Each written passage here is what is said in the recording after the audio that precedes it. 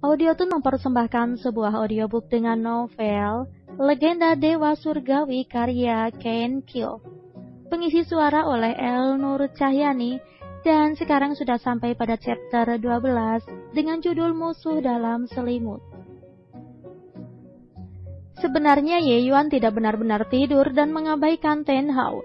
Ia berencana mengasah ilmu kitab 1000 kehidupan yang kini menyatu dalam tubuh Ten Hao. Ini dilakukan untuk mempercepat tingkat pemahaman serta tingkat penyatuan yang lebih sempurna. Jika sempurna, maka Ten Hao tak perlu lagi mengaktifkan jika membutuhkan, karena akan selalu aktif. Dengan begitu, maka pemahaman tentang kitab ilusi Dewa Yaoshan juga akan terus meningkat seiring waktu berjalan. Benar yang dikatakan kakak Ye Yuan. Tak aku sangka, di dalam sekte yang mempunyai banyak tetua berilmu tinggi juga mampu disusupi pengkhianat tanpa diketahui. Sepertinya akan memakan waktu lama aku berada di sini. Menyusahkan. Batin Ten Hao dengan senyum lesu. Seiring mengikuti langkah tetua Fei Ying yang lambat hingga begitu lama mereka berjalan belum menunjukkan akan sampai ke tempat tetua. Dalam langkahnya, Ten Hao mencari solusi paling tepat dan cepat, tanpa ada pertarungan ataupun korban jiwa, untuk mengungkap identitas pengkhianat sekte, lalu menyelesaikan permasalahan yang ada dengan rapi. Ten Hao beberapa kali menghela nafas serta mendongak ke atas dengan tangan dilipat ke belakang, yang sesekali mengangguk pelan. Semua kelakuan Ten Hao selalu disertai senyuman, lalu berubah mengerutkan dahi, lalu tersenyum lagi hingga pada akhirnya Ten Hao mendapatkan ide bagus. Setelah yakin akan rencananya, barulah ekspresi bodoh jahilnya serta riang murah senyumnya tiba-tiba berubah menjadi ekspresi sangat tegas serta dingin tanpa senyum dengan tatapan penuh ketegasan. Melihat semua yang dilakukan Ten Hao serta tingkahnya yang tiba-tiba berubah, Ye Yuan tersenyum senang. Ye Yuan memutuskan untuk tidak mengganggu rencana Ten Hao dengan tidak berkomunikasi selama belum mengungkap kebenaran. Sebab ia takut Ten Hao akan pecah konsentrasi dengan rencananya jika Ye Yuan ikut campur serta berbicara dengannya. Sementara itu, Ten Hao baru menyadari jika sekte 7 tombak emas sangat luas serta terdapat banyak bangunan besar.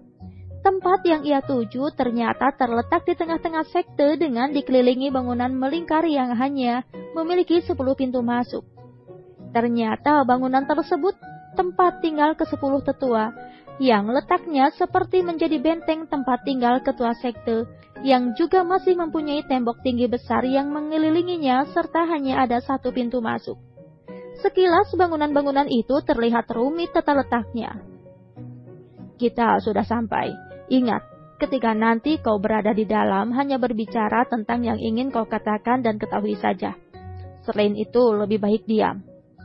Ujar tetua Fei Ying mengingatkan Ten Hao sambil menunjuk bangunan besar yang sedikit terlihat karena tertutup benteng tinggi besar. Baiklah, aku mengerti tetua, jawab Ten Hao singkat dengan raut wajah berbeda dari sebelumnya, serta dengan nada yang dingin. Perubahan Ten Hao itu dirasakan oleh tetua Fei Ying dengan penuh tanda tanya serta kebingungan dan sulit menebak. Orang ini dengan begitu mudahnya mengubah sikap. Sebenarnya siapa dia?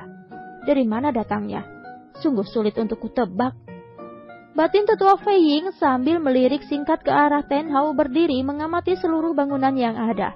Semakin memasuki kediaman sekte, mereka telah bertemu beberapa tetua yang sebelumnya bertugas menjaga daerah luar kediaman ketua sekte.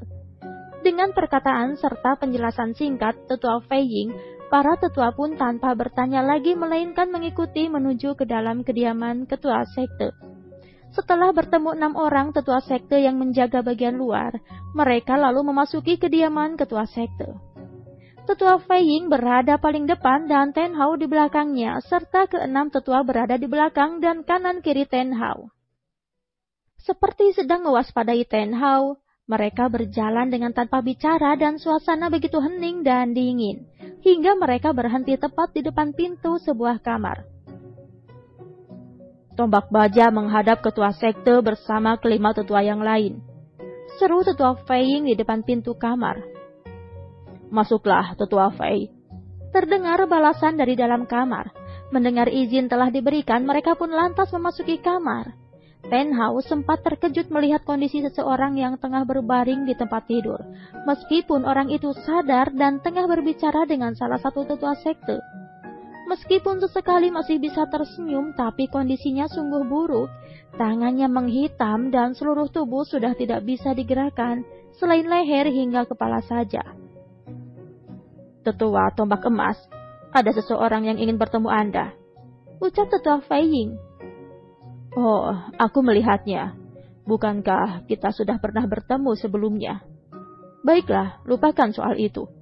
Tentang kedatanganmu mencariku, ada masalah apa?" kata Tetua Jing Yun dengan mengangkat sebelah alisnya menatap tajam Ten Hao. "Baik Tetua, namaku Ten Hao. Kedatanganku kemari berhubungan dengan ini." Dengan cepat Ten Hao memunculkan beberapa sumber daya langka dari cincin dimensi pemberian pamannya.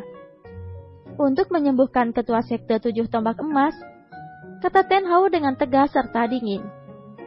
Tetua lainnya, kecuali Tetua Fei Ying, dibuat tak percaya dengan apa yang mereka lihat. Ten Hao seolah memunculkannya dari ruang hampa, dan yang lebih mengagetkan mereka adalah benda yang muncul adalah sumber daya langka dengan kualitas tinggi yang sulit untuk ditemukan. Mereka tak bisa berkedip untuk waktu yang lama melihat benda berharga tinggi berada di hadapan mereka. "Oh, anak muda, kau sungguh sulit ditebak. Datang kemari menemuiku lalu menunjukkan semua ini dan berbicara ingin menyembuhkan ketua kami. Apa kau pikir kami percaya dengan ucapanmu? Seberapa besar pun kemampuanmu, sungguh tidak bisa kami percaya." Kelakar Tetua Jing Yun yang segera tersadar dari keterkejutannya lalu dengan cepat menyerang Ten Hao dengan berbagai pertanyaan. Meskipun dengan sumber daya langka yang sudah lengkap untuk menawar racun ketua sekte, tapi itu hanya cukup untuk memperlambat, tidak menyembuhkan. Tetua Jing Yun tahu benar soal itu, karena memang masih butuh peracik obat untuk membuatnya yang memakan waktu tidak sebentar, dan juga membutuhkan banyak lingkaran tenaga dalam untuk membantu menyerapnya setelah dikonsumsi. Oleh karena itu, Tetua Jing Yun tak percaya dengan apa yang dikatakan Ten Hao. "Percayalah, aku punya kemampuan untuk itu. Sebaiknya aku memulai sekarang untuk membuktikan," tegas Ten Hao dengan tatapan dingin serta tajam. Tatapan serta aura yang Ten Hao keluarkan membuat para tetua seakan sedang dilihat oleh sesuatu yang di luar kemampuan mereka, sesuatu yang besar dan mengerikan. "Baiklah anak muda, aku beri kesempatan. Sekarang mulailah, biar kami berjaga selagi kau mempersiapkannya," sahut Tetua Jing Yun dengan wajah yang hampir pucat lalu dengan cepat kembali normal. "Aku akan memulai, tetapi aku menginginkan tetua yang lain keluar. Cukup Anda dan Tetua Fei Ying yang berada di sini," pinta Ten Hao dengan berjalan pelan mendekati ketua sekte. "Tidak bisa begini. Kami harus di sini untuk memastikan keamanan ketua kami dan memastikan kau tak omong kosong dan membohongi kami," seru Tetua Shi Fei dengan geram serta kedua tangan mengepal keras. Ten Hao tidak menjawab seruan Tetua Shi Fei, hanya menatap tajam disertai aura dingin menekan. Melihat reaksi Ten Hao membuat semua tetua merasa ketakutan serta bimbang. Namun mereka tak memiliki pilihan lain selain menuruti keinginan Ten Hao. "Sudahlah Tetua Shi Fei, kami berdua sudah cukup untuk memastikan semua itu. Sekarang kalian keluar saja dulu," kata Tetua Fei Ying menengahi suasana yang menegangkan itu. Tetua lain mengikuti perkataan Fei Ying, termasuk Tetua Shi Fei, namun dengan dengusan keras serta eraman menahan amarah.